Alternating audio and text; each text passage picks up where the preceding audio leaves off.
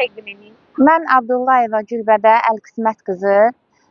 Bir neçə müddət öncə mən sosial şəbəkə ilə müraciət etmişdim.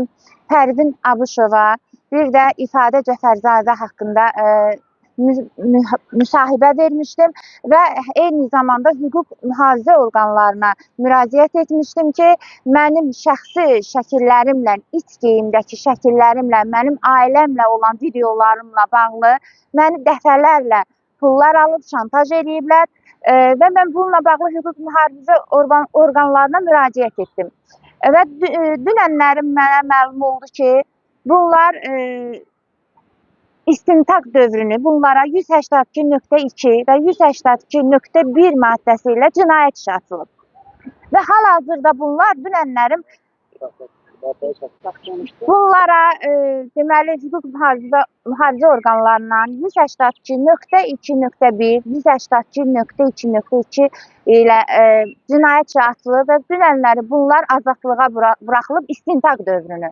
Və bunlar hal-hazırda bu günlərim mən sosial şəbəkələrdən görürəm ki, səhv yalan məlumat verirlər ki, zərər çəkmişə 130.000 manat da təzminat ödənilib.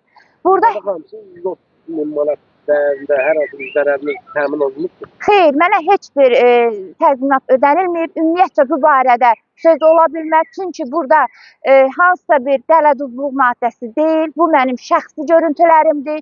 Şəxsi məlumatlarımla dəfələrlə məndən şantajla xarakterli məndən pul almalarıdır. Və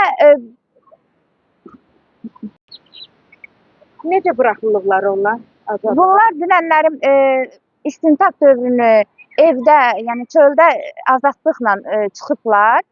Mən də bunun üçün hüquq mühafizə orqanlarına müraciət edirəm. Çünki bunlar çıxar-çıxmaz dövlətin adından yalan xarakterli məlumatlar paylaşırlar.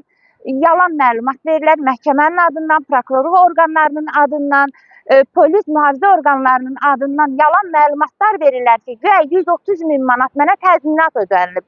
Mən də buradan dövlətimə müraciət eləmək istəyirəm ki, mənim hansısa burada dələduzluq deyil, mənim malıma, mülkümə zərər vurmayıblar. Bunlar mənim şəxsi həyatıma toxunublar, bunlar mənim mənliyimə toxunublar. Dəfələrlə fərqli vaxtlarda məndən pul alıblar küllü miqdarda.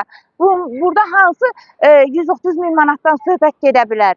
Və həmçinin də bildirmək istəyirəm ki, özləri yox, başqalarının vasitəsi ilə xəbər göndərirlər ki, mənə hədə-qorxu xarakterli sözlər göndərirlər, şantaj edirlər.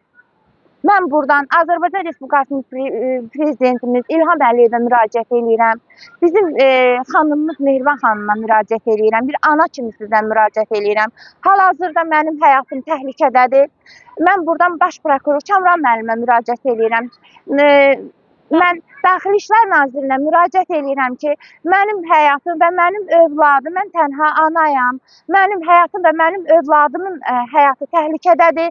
Bunlar başqa insanlarla mənə hal-hazırda hədə-qorxu sözlərlə bir neçə şəxslərdən eşidirəm ki, yəni bunu başına oynatacağıq, övladının başına oynatacağıq. Bu 3 ay istintaq dövrünü onu elə bir vəziyyətə gətirəcək ki, o it peşman olub gedib ərizəsini geri götürəcək. Mən müraciət edirəm. Ümumiyyətcə, niyə görə bu istintaq dövrü, bunlar məni şantaj eləyərək bunlar, məcburi saxlanılma olub bunlarda. Bunlar niyə azadlığa buraxılıb istintaq dövrü? Mən tələb eləyirəm, öz haqqımı tələb eləyirəm, dövlətimdən tələb eləyirəm. Mən buradan üz tuturam, yenə deyirəm, dövlətimə ki... Hansı təzyiq formasından istifadə edirlər? Bir neçə şəxslərdən xəbər göndərirlər, mənim oğlumla məni şantaj eləyirlər. Mənim özümlə bağlı ki, iş yerimdəki hansı tərəfdə kamerası var, kamerası yoxdur. Belə bir sözlərlə məni şantaj edirlər və bugünkü də fakt odur ki, mən çünki yalan danışmıram. Fakt sosial şəbəkələrdə bunlar yalan məlumat verir ki, güya mənə 130.000 manat pul ödəyiblər. Belə çıxır ki, onda mən demək istəyirəm ki, mən onlarla bağlı hüquq mühafizə orqanlarına müraciət etdikdən sonra onlar mənim iş yerimə gələrək, bunun üçün mən şahidlərim də var, qonşularım da var, Bunlar mənim şərəf ləyaqətimi təhqir etdi ki, sən kimsən bizi polisə verirsən, sən kimi bizim arxamız var. Yəni məni öz iş yerimdə məni şantaj elədi. Həmin video görüntülərini mən hüquq mühafizə orqanlarına təqdim etdim və bununla bağlı yenə də bu istintaq dövrünün bunlar çöldə olmağı məni çox narahat eləyir. Mən çox qorxuram. Çünki bunlar şantaj xarakterli hərəkətlərlə məşğuldurlar.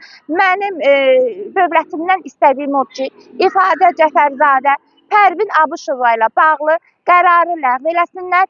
İstintaq dövrünü bunlar öz həbsxanada olmalarını tələb edirəm. Çünki mənim oğlum təhlükədədir, mənim özüm təhlükədəyim hal-hazırda. Mən çox qorxuram. Teşekkür ederim.